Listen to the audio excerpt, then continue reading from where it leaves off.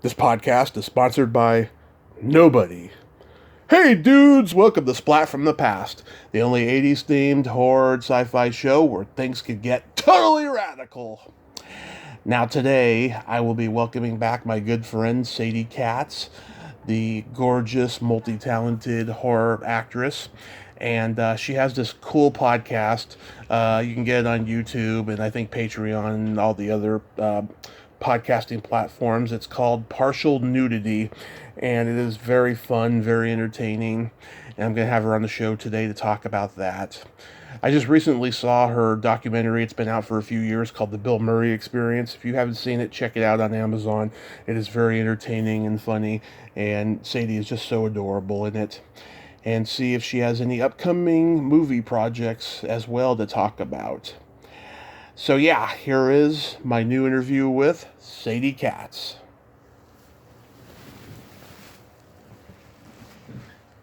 Hello? What is up, Sadie? What is up? Long time no talk. Yeah, been almost a year now.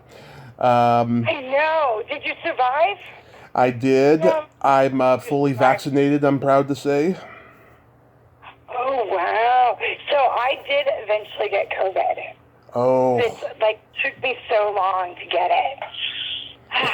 Took you so long. It was 5 days before I was supposed to get vaccinated, too. Wow. Oh, yeah, I talked to somebody the other day who had a similar experience. Wow. Yeah, I had... Yeah, Go ahead. go ahead. I was going to say, Go ahead. I had signs of it last May.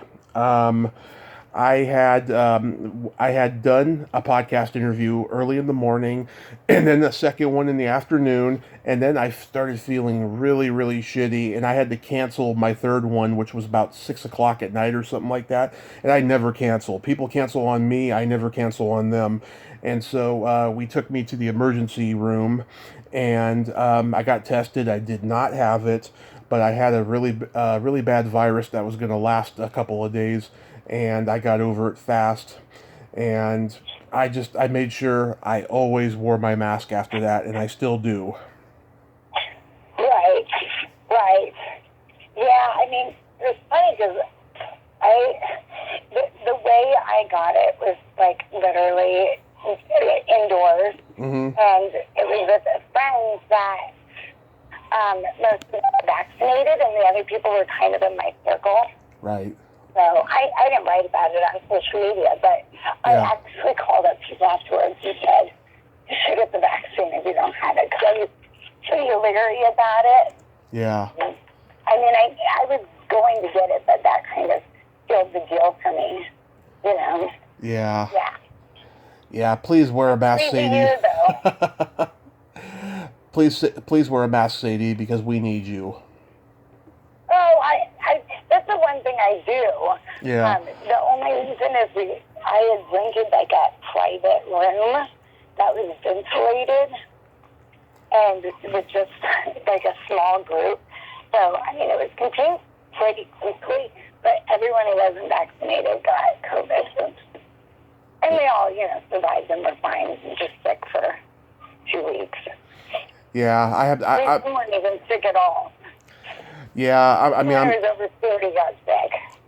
I'm kind of at risk, I'm a big guy, and I've just been dieting in the last year and stuff, and there's sometimes when I slip, but they say that someone as big as me is very vulnerable to getting COVID, and thank God I haven't, But did you lose any weight? How much weight have you lost? at one point I did lose 20 pounds, but I got a long way to go before I am past the obesity rate. Right. Well, good for you, man. Losing weight is really hard.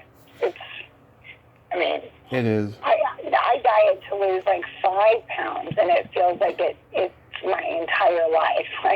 Every meal has to be planned out. It's really difficult. So I'm really blown away when people, lose a lot. Steve Barton, right? Oh yeah. He lost all that weight, and it was crazy. It was very crazy. Yeah, he's a whole different person now. I know, it was very weird. And then, what's Sean's name? he lost a lot of weight. What is Sean's last name? It's Shaun, and he does like new DVD. Sean Clark. He lost, he lost an insane amount of weight. Yeah. And it's funny because I talked to him and seen him review my movies for years, and then when he was on set like 2 months ago, Mm-hmm. and I'm talking to him, I'm like, you are so funny. He goes, you don't know. He's like, you're not realizing who I am. I said, oh, you're Sean. And he goes, yeah, I've been doing, I've reviewed your films, blah, blah, blah. And I went, oh my God, you look so, he looks the same, but he just looks so different because his stature was so much smaller. But, yeah, I've been seeing him do a lot of Zoom interviews. I didn't even know he was fat. I just learned something new. I think he lost like 100 pounds, but it took him a year. I think Steve Barton lost like over 100 pounds, and it took him a year. Yeah, it took me a year back in 2006, 2007. I lost 130 pounds, and I kept it off. Oh my God! I kept it off for a long time, and then I started drinking. I gained a little bit of it back, and then after my accident, I woke up almost like 190, and I was super skinny. And then, of course, I've gained it since, because, we're emotional eaters in my family, and especially after having a traumatic experience, like that, you have a tendency to eat. Right. They say the average American put on 20 to 30 pounds during COVID, and there's like a 30% increase across the board of animal obesity.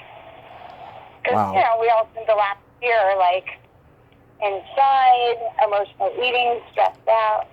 So, yeah. So let's talk about partial nudity, because I am loving this podcast. Where did you come up with such a brilliant idea like this?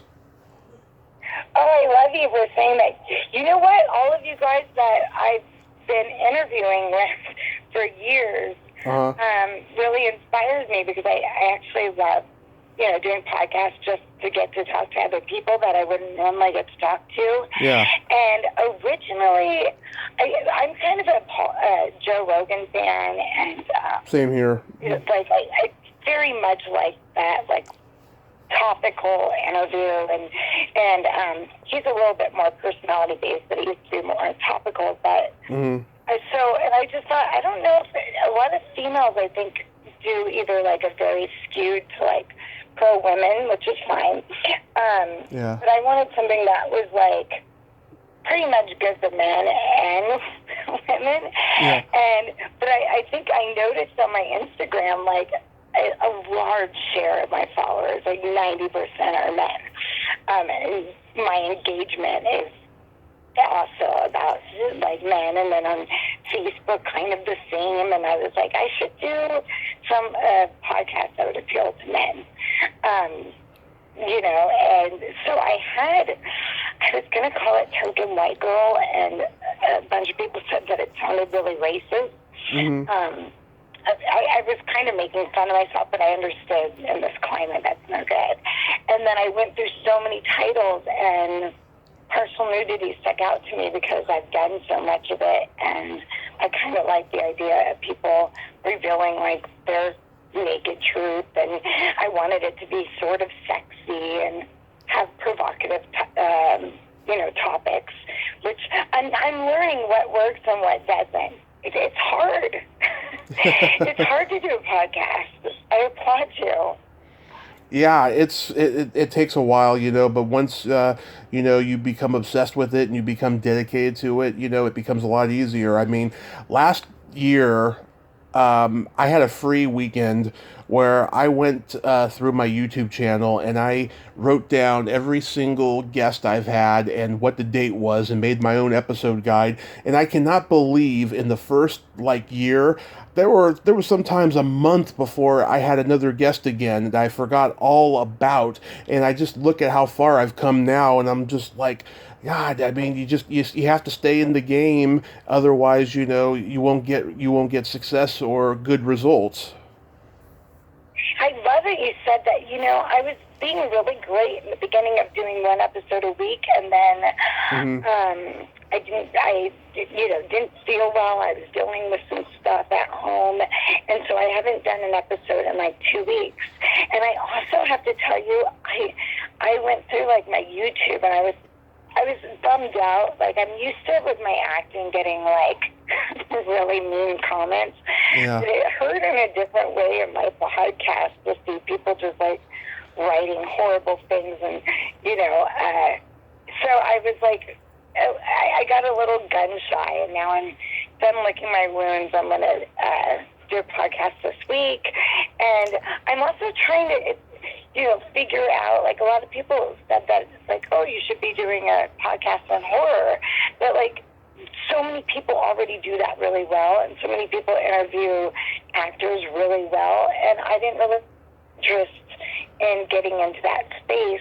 So it's a little bit harder right now for me to work on like what topics to do. I have a few that are coming up, and also you're right, people cancel, and it's such a bummer because I realize like, oh, I should have a few in backup.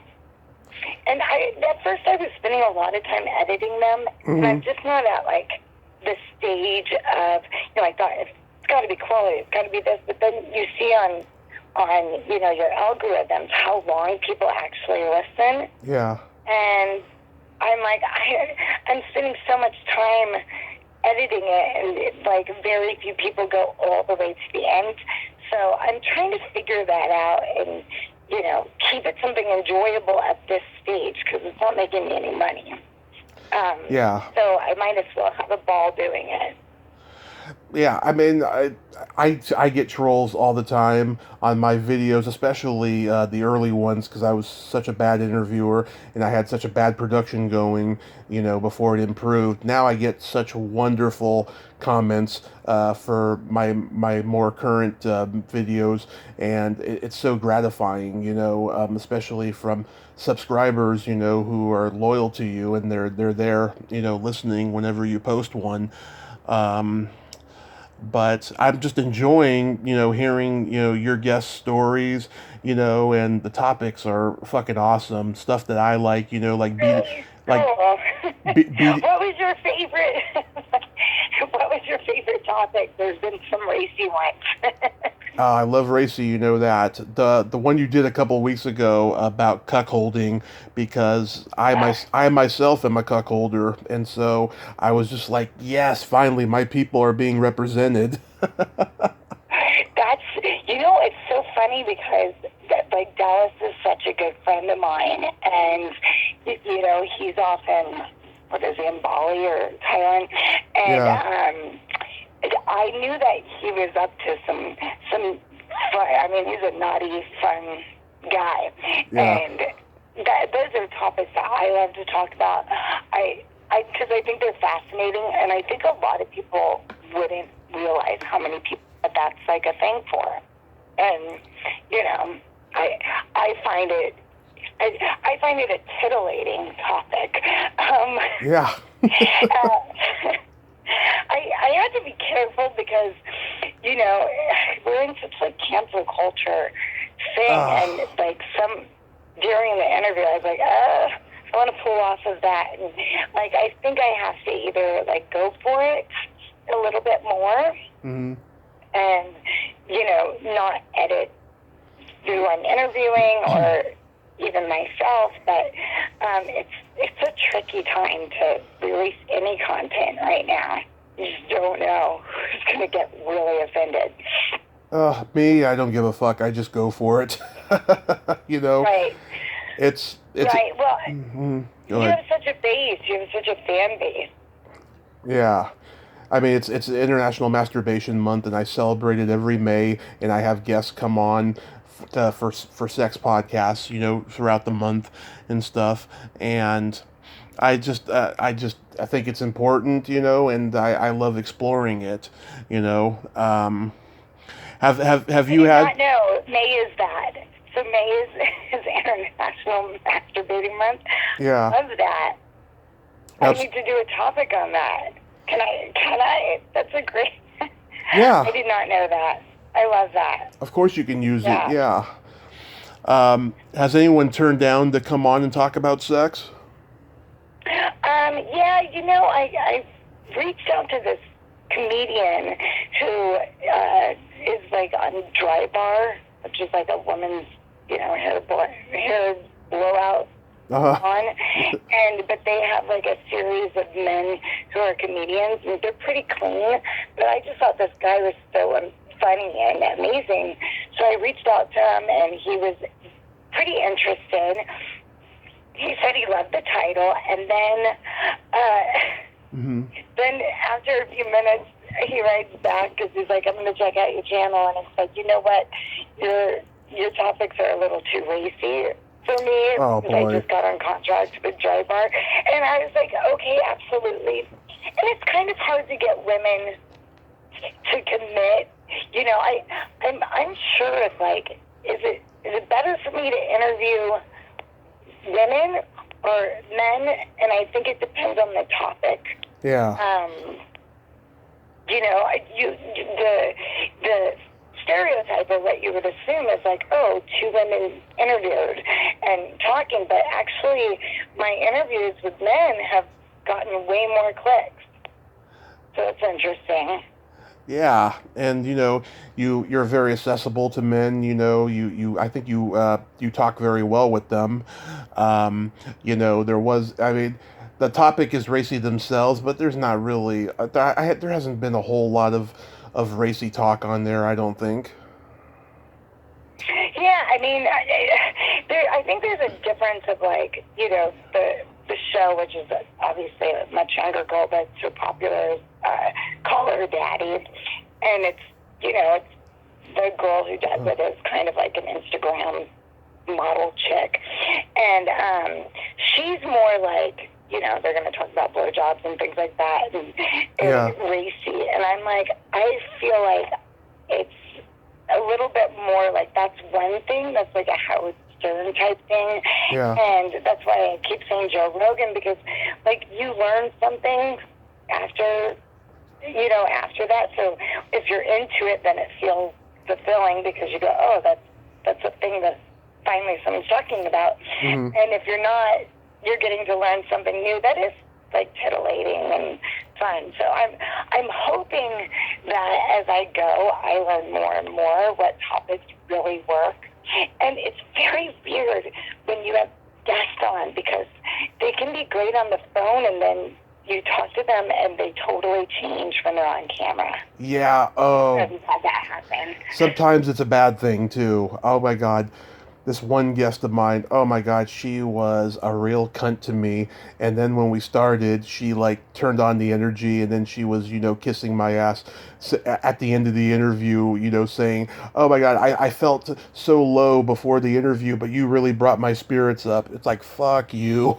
Oh my God. Well, I think it's like hard because I won't say who, but I had like one interviewer who I thought was very funny and great, and then when I interviewed him, I had to like cut around it because I think he was very careful with everything he said, and I felt like we weren't really having a conversation. Like we clicked on the phone, but then I think he also didn't like my sense of humor very much.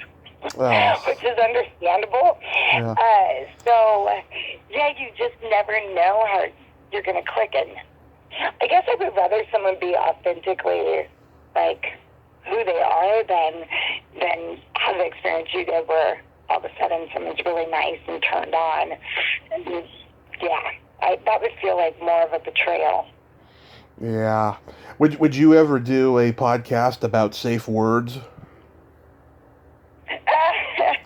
I love that. Well, I think that ties into the whole BDSM thing, and like, what's a lot of people? What is it? Yellow, banana, red. I want to say I had one years ago, and it was very ridiculous, and now I can't remember it. So like monkey or something. I kind of role playing. Yeah, isn't that a safe word? Am I giving the wrong definition? Well, safe words is, a word that you use to let them know that your boundaries are being crossed during the sex. Oh, yeah. Yeah. Yeah, so I think mine was like monkey. Oh. I don't have one right now. Do you have one? Yes. Oh, please. I surrender. What is it? Ice render? No, I surrender. I surrender. Oh, that's a good one. Yeah. That's a good one because it's also like it's a prize for the other person. Yeah. Instead of making them feel bad. I guess. Okay.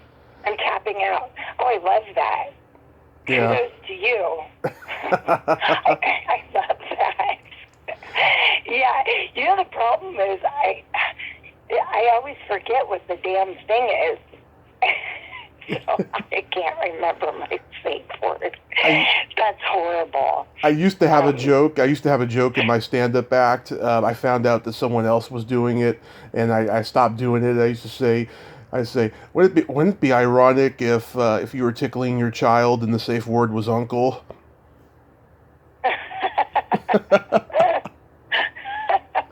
I found out Jim Norton. That's terrible. I love that. I found out Jim Norton of all people was doing it, so I stopped saying that. Isn't it? Well, isn't that like a thing with comedians? That sometimes they say they steal other people's jokes, but like that's not always the case. You just happen to have the same sense of humor. Yeah, sometimes it just, you do it on a subconscious level, that like that's a good joke, but has someone said it before? It happens a lot, but you could tell the difference from a simple mistake like that and someone stealing from you. Oh, really? Yeah, because usually when someone steals from you, it's verbatim, and then other times, the joke, the punchline is the same, but the setup is sometimes different, sometimes it's similar. That's when you know that it was just a simple mistake. And you really don't want to do that punchline because someone else did it. I have always wanted to do stand-up, and like I love to go see stand-up comedy. Yeah. But I'm always the most nervous person in the audience because I think doing stand-up comedy takes such an extraordinary amount of guts. It's different even than theater because at least with theater, like you don't need a laugh on every punchline. Like it doesn't mean that the play is bad. I mean, I've done some plays that actually were people liked it, but people didn't feel comfortable to laugh out loud because no one else was doing it. But I went to see like a friend of mine, and they were literally booed off stage before he got to deliver one joke. Yeah. And there was like 20 of us there, and he just couldn't. It was very like I wanted to cry for him. I was like, oh my God, and we tried to get the audience who like basically just didn't want him to speak at all, didn't like his look. And then I've just seen people really bomb it, but I think it's so brave. I would love to do it. It's on my bucket list, but I'm always very afraid when I think about it. I think you would do pretty good. You are very funny, Sadie. You've made me laugh many times on your podcast when I remember one you were doing where you said something like, excuse my language here, but jerking off, and that had me on the floor rolling. Oh, I love you. Could you please tell my fiance how funny I am? Yeah. He's always like, you're not as funny as you think you are. I go, I'm hilarious. Aren't I hilarious? Yeah. I guess you're not supposed to say that when you make a joke. I mean, I have fun talking to you. There's some people that I think are naturally funny in a different way. Mm-hmm. I don't know, but I think I would love to see you do stand-up. Oh. Is that world opening again? From what I've been told, yes, it has. During quarantine, they were doing it at the drive-ins, and now they're like, the drive-ins are opening back up now. But some of them are back in clubs and stuff. Like the Comedy Store is reopening in LA and stuff like that. Yeah, I mean, I haven't done stand-up in a while though, but I got lots of videos. Some I can send to you that you just crack up at. Oh, please do. I would love that. Yeah, I they're mean, old, but I yeah. can't imagine going to see stand-up comedy at a drive-in because I do think a lot of, comedy is, I guess they honk their horns or flash their lights, but a lot of that is like having a shared experience where people are like belly laughing. And I mean, I've never had a bad night at a comedy club. Even if the comedians weren't as funny as they could be, at least one or two, or by the time you have to order your second drink, you're pretty much dying of laughter anyway. You're eating like cheese mozzarella sticks and chicken fingers. Like, I can't think of a better way to spend a night. No. Like greasy food, drinks, and somebody whose sole purpose is to make me laugh. I love it. It's magical. Yes, please send me your clips. I will. Yes, it's magical going to a comedy club. I miss going in there as a patron as well. Yeah, it was fun. So, since it's International Masturbation Month, do you have a funny story you can share? Ooh, that's a good one. Hold on. I want to think of something really great. I remember when, like, The Rabbit came out. Mm-hmm. If you remember, it was like Sex and the City and the pearls in the middle, and right. like it did all this amazing stuff. Well, I got it as a gift. Like a friend of mine bought it for me. Yeah. And I found it just so like, I'm a pretty open person. Yep. But I found like that having this pink electric penis with pearls in the middle was like so odd for me, especially when like most girls, the magic wand is like, the back massager is like the greatest thing. That thing that our parents had, Mm-hmm. my mom had it. I think that was the first really understood of like, oh, it feels good on my back and it feels good on my power button. Yeah. So I remember I had it, and God, my son was very young. He was like 4, Mm-hmm. and I like put it in a box and put it away, and I was always nervous about him finding it in the nightstand or whatever. Yeah. And one day he comes out, and he's just like, and he's gone for a while, and he comes out and he's got it on like full, like going around back and forth. Yeah. And I don't think he remembers this. And he said he was like putting his mouth on it. I mean, I'm assuming it was clean. And going, look at the popsicle. It's a popsicle. And I was like, this is why I don't have things like this in my house. So, yeah, that's my rabbit story. It's no good. It's no good. I'm glad he doesn't remember. And I think I had someone over, and it's just like the absolute embarrassment. Mm-hmm. I've never been caught in the act. I feel like that's a guy thing. You guys get caught. Oh, yes. You've been caught in the act?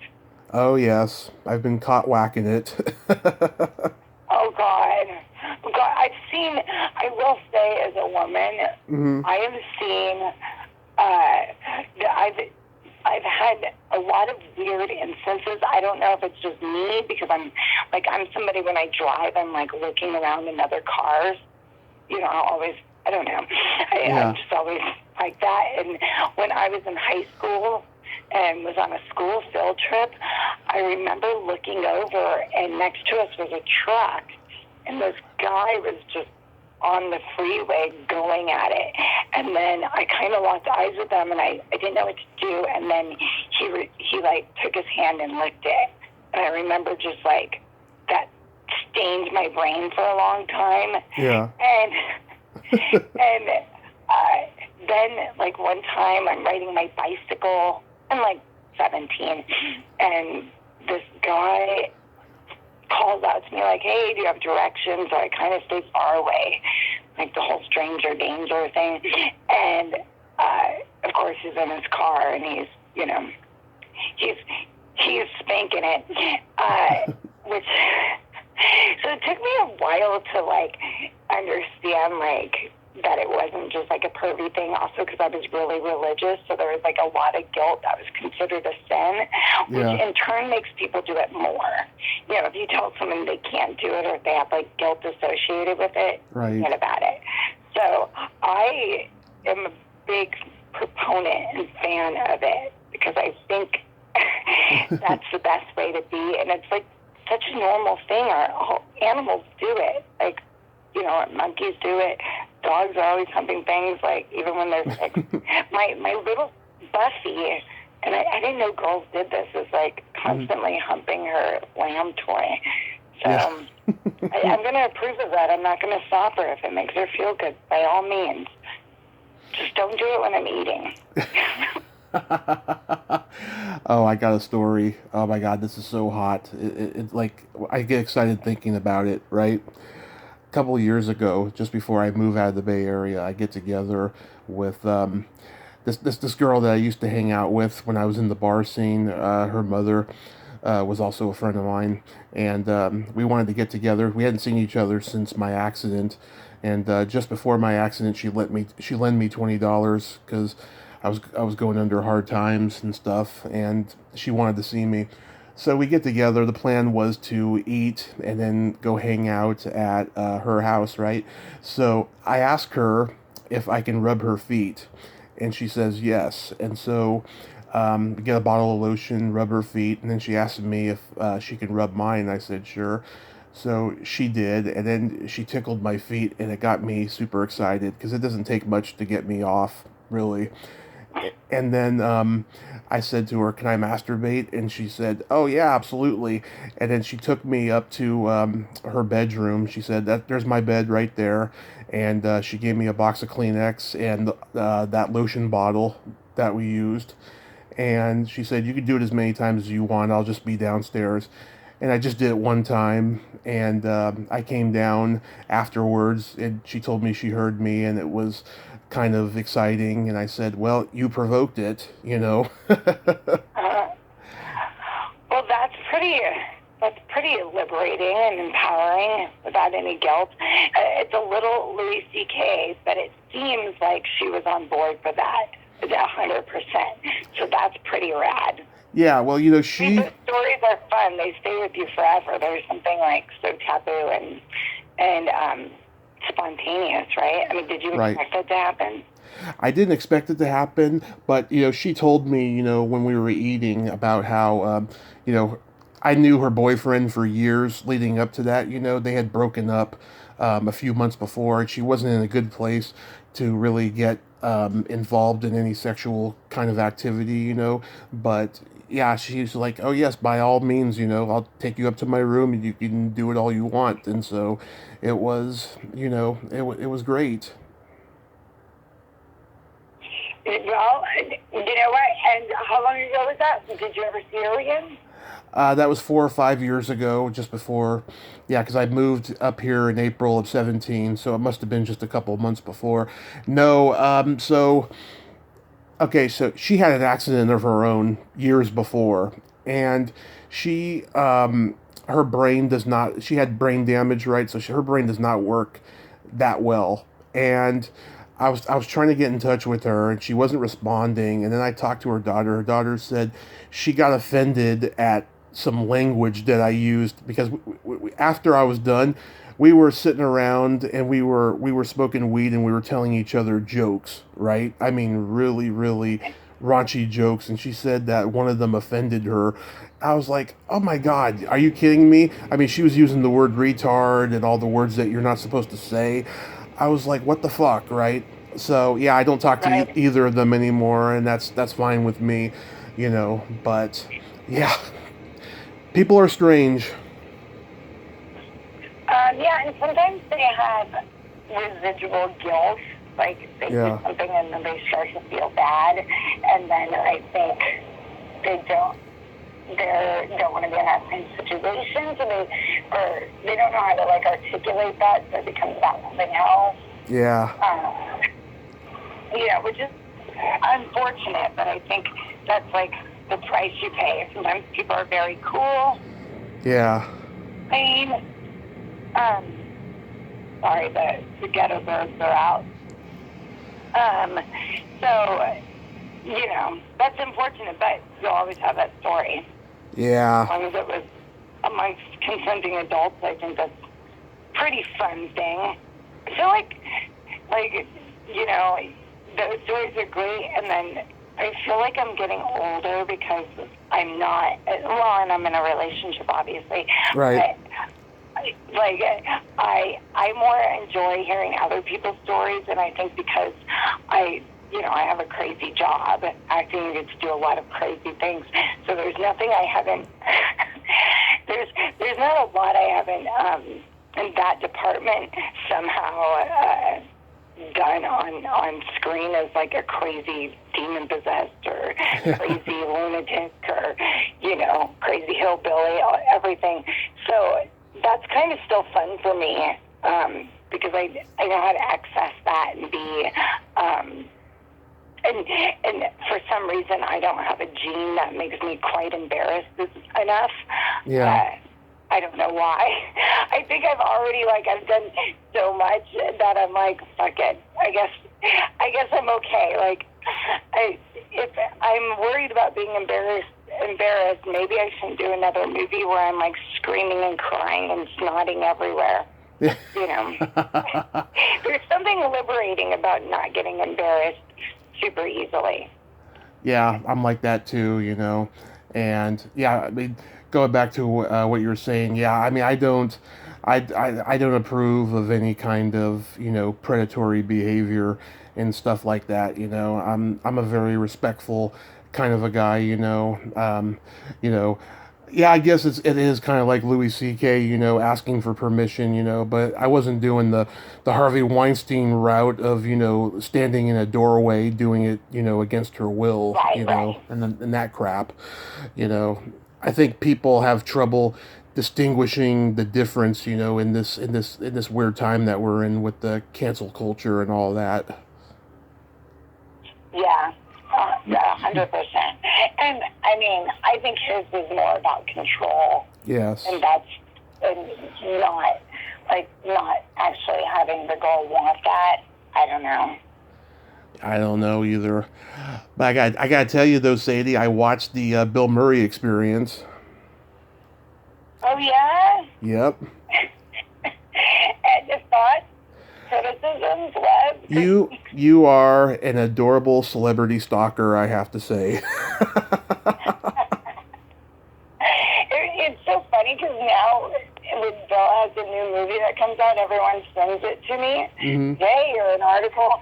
And I'm like, I don't ever want to talk about Bill Murray ever again. I talked about, it was weird because I'm in the middle of doing, I say this in the doc, I'm in the middle of doing this documentary, and then I get cast in Wrong Turn, Yeah. which is like part of the doc. So it's kind of like that's really when my name started going up and up. So I'm in the middle of, like, kind of, I didn't feel like a stalker, but I realized that there was an element of for sure in that. Mm-hmm. I mean, where do you draw the line with stalking? And then I started having people that, were seeking me out, and it freaked me out. So it was a weird thing to continue to do, but I was already so deep in it. I did meet a lot of great people doing it. I mean, PJ Souls just wrote me a note yesterday, Yes. and she was awesome. She showed up to, a couple screenings of it. She was very supportive. Joel Murray was freaking awesome. Really love him, and he's actually like 20 times nicer than Bill. Yeah, I've heard. Yeah, I mean, just like this very nice, dry sense of humor. Yeah. Really fun. And all of Bill's family, I didn't get to put them on in my dock, but when I went to the golf tournament, you know, and the Murray Brothers golf tournament, is it Florida? Jesus Christ, Jacksonville, Florida? Florida is where Caddyshack was filmed, yeah. Yeah, their family is so fun. I mean, they can drink. Yeah. They're so open and fun, and like you just hang out with them, and you're like, why? Like, how blessed they are to have this crazy, fabulous family. Yeah, I actually went back and listened to my interview with PJ, and she actually mentioned that she had done the interview with you for the documentary, but you weren't on my radar at the time. You know, it was one of my early interviews. But yeah, I loved the interview you did with her in the movie. I just love how, you know, you're just being you. You say to her, "Did he turn you on?" She was like, when you sat next to her, obviously, like, she's a grandmother now. She's living in, like, a different energy than she was. Yeah. But she's incredibly, like, mesmerizing and very sexy in, like, in a real way, like an authentic way. Oh, yeah. So when it's surprising because she's also really candid and honest and yeah. But she's like this woman who shows up in like jeans and a Malone shirt and a flannel, and you know she doesn't leave with, she's not walking around with like tons of Botox and trying to be, you know, 25. Not that I blame anyone who wants to do that. Yeah. But it's kind of crazy because when you sit with her, you're like, wow, there's something different about her. There's something really special that like. I don't think you meet a lot of people that are celebrities that did the kind of films she did and have such a realness to them. And I guess maybe that's why she kind of walked away from it for a while and then came back to it. What's really funny is she played my mom in Hanukkah. Even though we didn't really have scenes together. Yeah. She walks in and I'm like dead on a slab naked with like the Star of David carved into my stomach, and then she screams. So it's so funny. I'm interviewing her, and then 4 years later, we're in a movie together, which is cool. She's cool. I actually missed her. She's one of my favorite people for sure. Yeah. I enjoyed the documentary. You know, I want a Lorraine Newman experience. I've been tweeting at her to come on the podcast because she has an Audible memoir out. You know, every time she responds to me, it's always sarcastic. And I just interviewed her sister like a month ago, and she was wonderful. Her sister, she's had an amazing life. What's her sister's name? Her name is Tracy Newman. So she started out as a folk singer, right, and then. She became a founding member of the Groundlings comedy troupe in L.A. Then she directed for the Groundlings for many years, and then she fell into TV writing. She won an Emmy for writing the episode where Ellen comes out of the closet. Oh, wow, yeah. Yeah. And now she's back to folk singing. She does like open mics, you know, when quarantine's not going on and stuff. And she's had amazing experiences, met a lot of amazing people. She went on a date with Rodney Dangerfield once. Oh my God! Yeah, I have to go back and find that interview. Back in the '60s. Yeah. How fun is that? Yeah. Oh my God. And I said to her, "Do you remember the sketch he did with your sister on Saturday Night Live?" She's like, "No." She's like, "Yeah, it was a parody of Woody Allen's Manhattan called Manhasset, where she's a 9-year-old Girl Scout that he's having an affair with, and he says, 'When she has her sexual peak, I'll be dead for 5 years.'" Oh my God. Yeah. Saturday Night Live used to be so racy and like really poked fun at celebrities. It's not like that anymore. Yeah. Wow. It's funny. Like, are we ever going to have? Like, we'll never have those kind of, artists and entertainers again. Like, there will never be another Rodney Dangerfield. Like, there'll never be another Andrew Dice Clay. I just don't. I think we have too many options, and it's really, everyone's too much of like a flash in the pan. I don't know, maybe that's just me being a nihilist. But, well, we have one. I just don't see that. We have one Andrew Dice Clay. He's now talking about his actual life on stage, and he's still using graphic language, but, he's not going after the women and the gays anymore because he can't. Right. Well, and what's really fucking fabulous is I was following on Instagram, and I made a little bet with my fiance that he would DM me. I said, if I comment enough on his page, he's going to direct message me because that's the nature of the beast. Right. And so he eventually did DM me. And I mean, it was polite. It was, it was a little flirtatious, but it was polite. Yeah. And we talked for a little bit back and forth. I screenshot it and sent it to Miles, who was very pissed off at me for stealing his legend, one of his heroes. And I wanted him to read a script I wrote because he was perfect for it, and then he stopped talking to me. He was like, thank you, but those go through my manager. So I was sad because it was such a great script, and he would have been beyond perfect for it, but,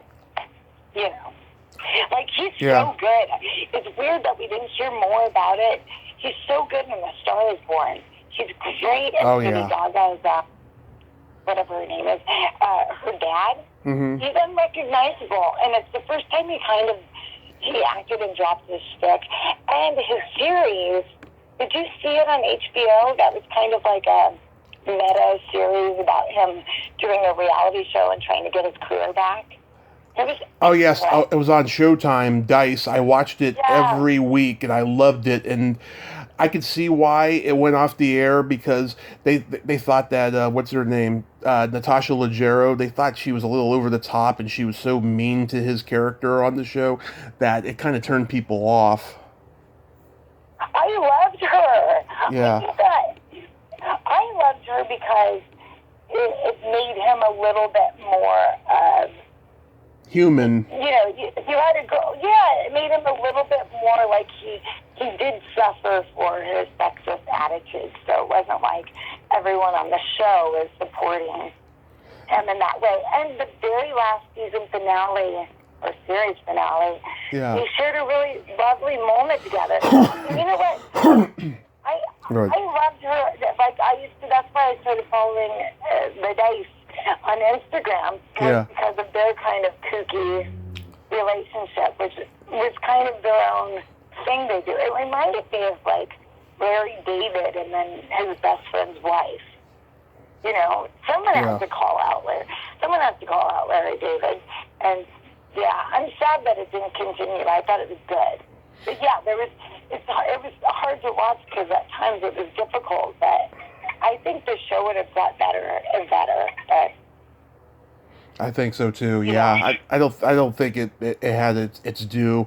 Maybe it could have gotten moved to Netflix or something, and I think it would have done better on there. But that's just me projecting, I guess. Yeah, I mean, I think it could have done better. I think a lot of people didn't know it existed. Mm-hmm. They were confused whether or not it was a reality show or whether it was scripted. Yeah. It was kind of both. He was playing himself, but I thought it was really great. And then I never really heard people maybe because a lot of people don't know who Andrew Dice Clay is. Yeah. Of a younger generation, but everyone was so excited about The Star Is Born, but not a lot of people talked about how extraordinary he is in the film. Mm-hmm. I don't think they realized it was him. I don't know. Yeah, well, when Woody Allen put him in Blue Jasmine in 2013, that was the beginning of, his comeback, and people were noticing what a great actor he was. And I seriously think if he wasn't so notorious as the Dice Man, he would have gotten an Academy Award nomination for either that movie or A Star Is Born. Oh my God, I love that you just said that. I agree 1,000%. I was surprised he didn't get a nomination either from the Golden Globes or the Oscars. Yeah. I was really surprised because he dropped every stick he had and really became the character. And I don't know why. I think they maybe the director took a risk in casting him, and it was a great risk. Mm-hmm. Sorry, they didn't really want to. They didn't want to promote him, maybe because they feared a backlash. I don't know. I don't know. Very odd. I agree. Yes. Oh, here's a fun sex question. What's your favorite place to have a quickie in? Oh, gosh. The kitchen? Kitchen, that's a popular one, yeah. Kitchen, dining room. What's the most popular one?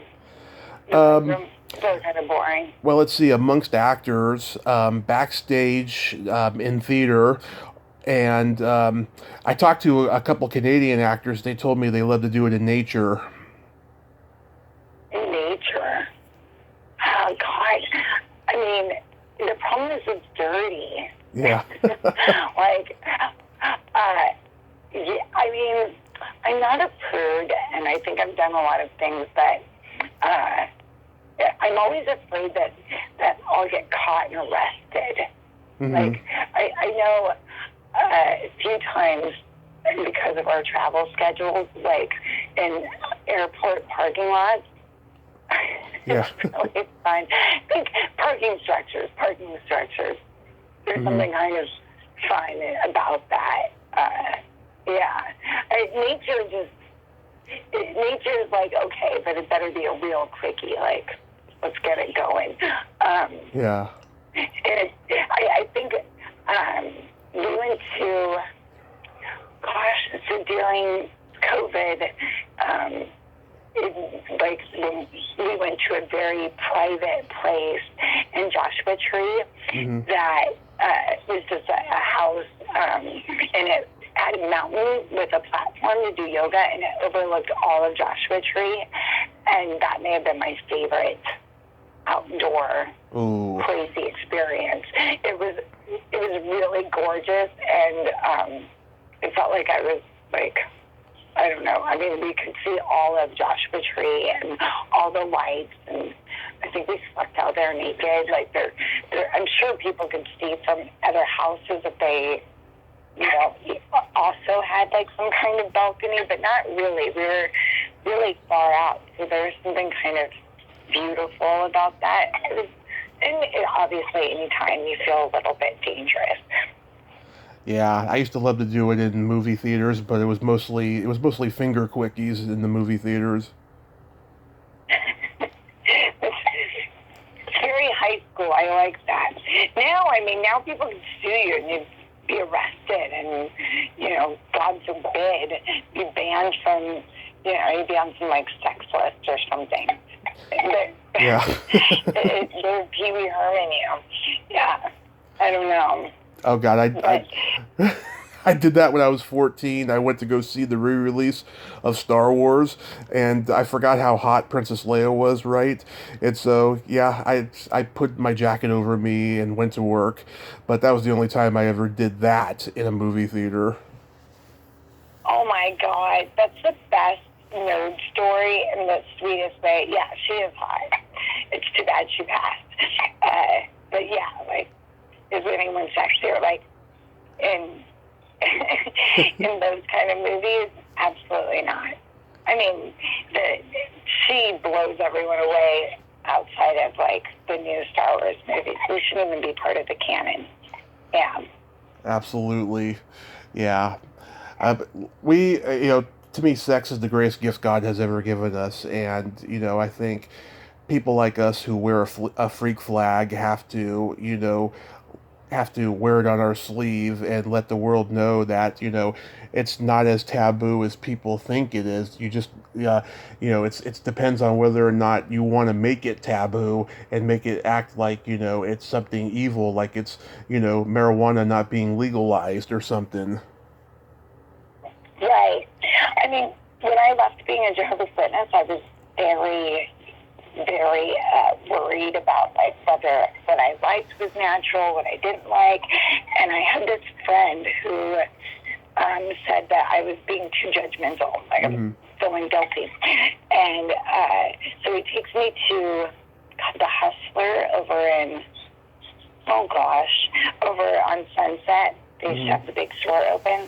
And we walk in, and he shows me, like, rows and rows of, like, dildos and large, like, obnoxiously large ones. That I was like, well, those are gag things. He goes, no. He's like, they have, and I said, wow, there's 20 of these. And he goes, and there's sex stores all over the United States. And this was manufactured by someone. So if you think you're crazy, who's buying all this stuff? Not that I was into that, but I'm saying, like, it really put it into perspective of, like, yeah, it's the same thing where people don't talk about the fact that they watch porn. It's literally the most Googled thing on the internet, the most watched thing. And, you know, there's not a lot of people who haven't seen a porn or that's been a part of their life at a certain part of life.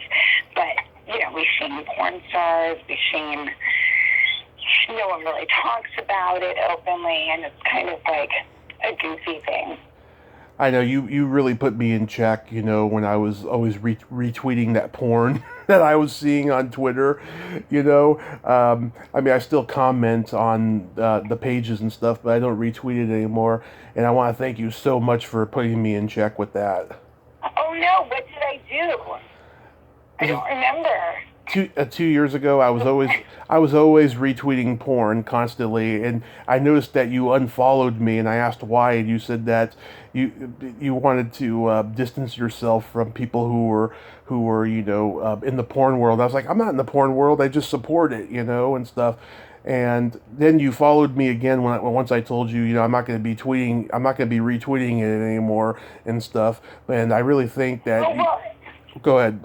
Yeah, I mean, I like what I remember now. The problem was a lot of people on Twitter were posting a lot of naked pictures of me and a lot of, like, my, you know, simulated sex scenes on Twitter. And so it became this thing where I was like, I don't, you know, I follow some people that I know that have done that, and I'm not against it. I just thought, wow, you know, I have a certain image we all do, on Facebook, Instagram, and then Twitter, and I was like, my Twitter is so exclusively that, and it kind of opened me up to people being very rude.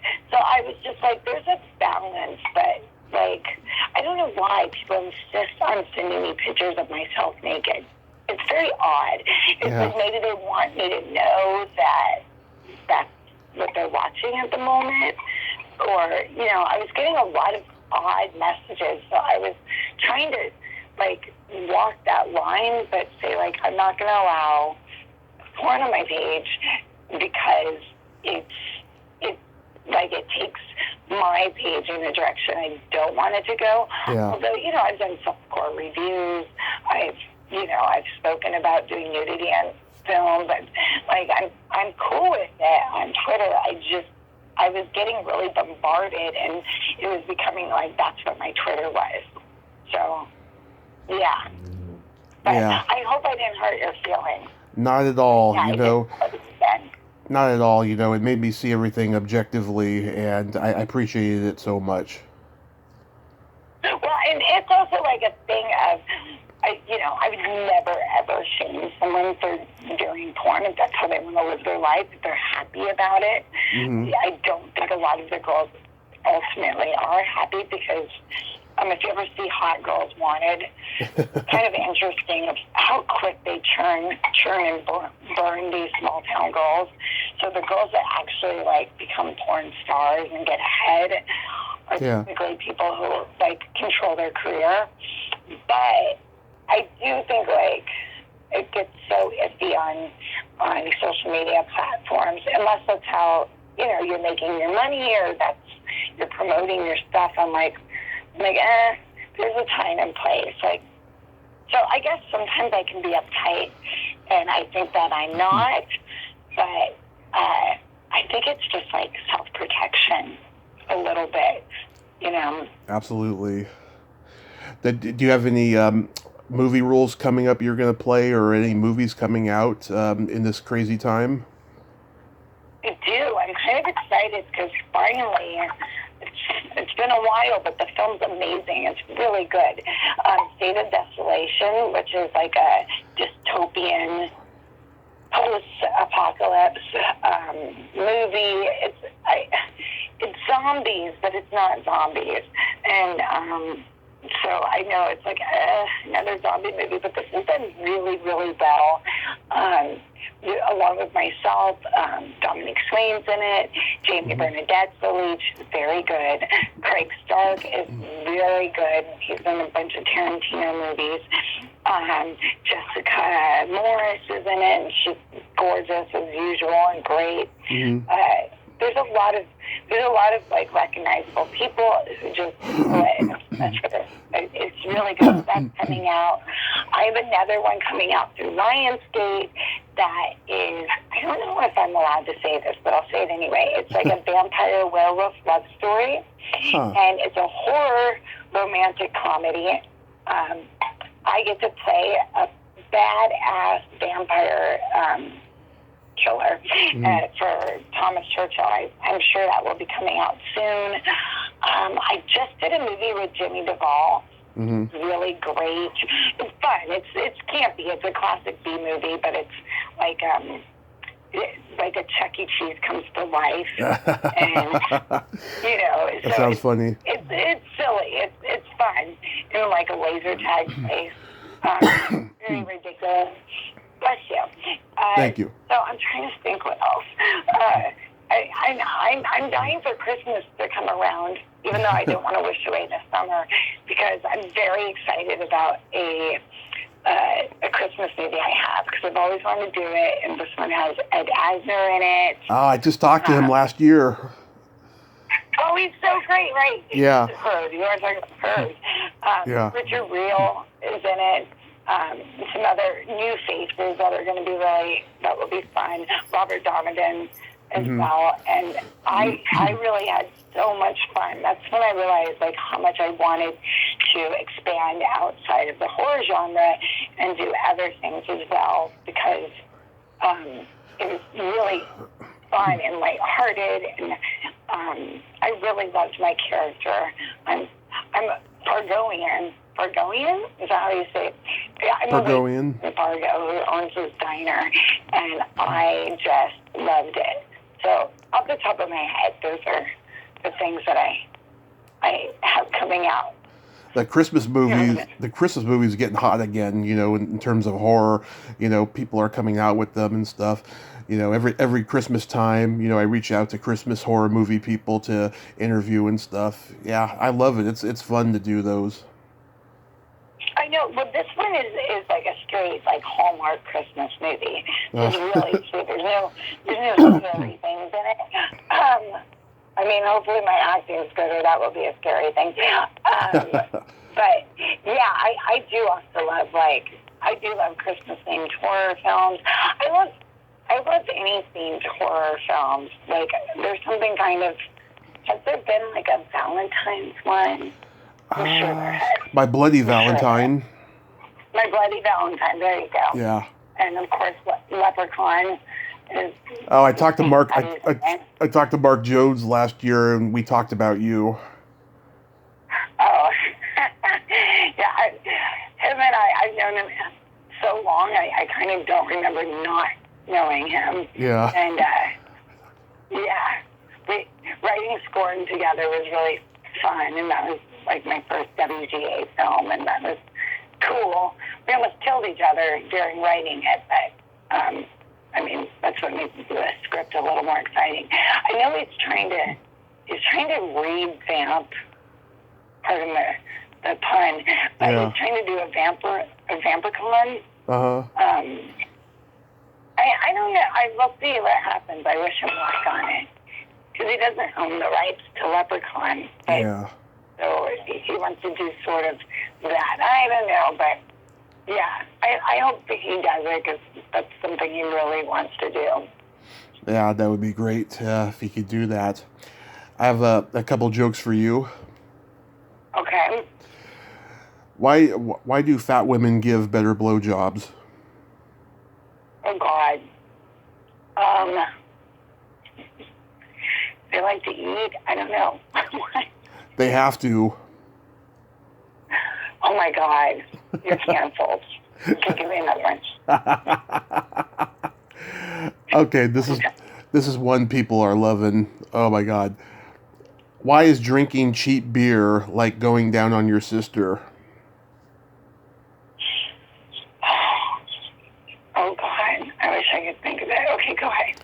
It tastes the same, but still there's something about it that's just not right. Okay. I like it. That's funny. That's almost like a little sweet joke in a weird way. Okay. Yeah. Hit me again. Okay. What did the anorexic say when the skeleton fell on top of her? Poke me again? No, what? Get off me, you fat fuck. Okay, I really like that. It's sick, but I like it. Being fat myself, I can get away with those. Yeah, well, yeah, you better watch it when you're all slim and trim. Yeah. You'll be in a different category. Well, geez, I have a little puppy here staring at me, so you know what I'm going to have to say to you? Yes. Yes. So, partial nudity. Surrender. Yeah, I surrender.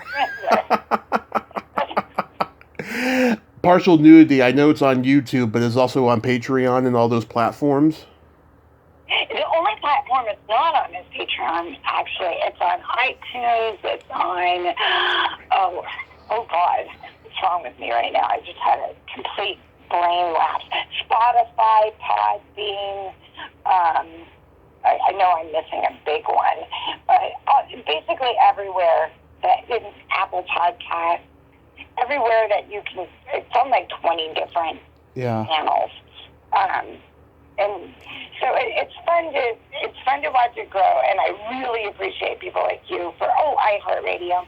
I really appreciate you, like, you know, encouraging me, because it's really at that beginning stage where I need like a nudge.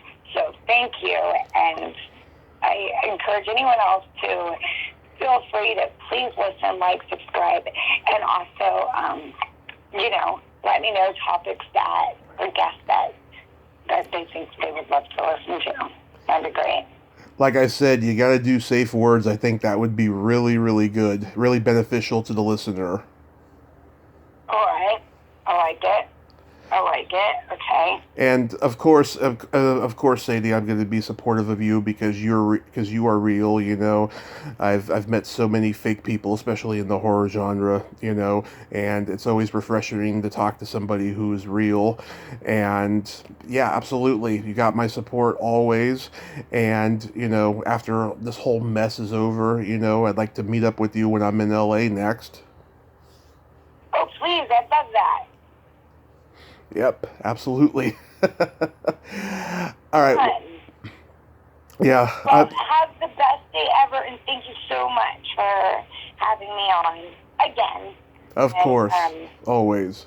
You're always a delight. Oh. We're always funny and crazy together, which I love. Yes. Thank you.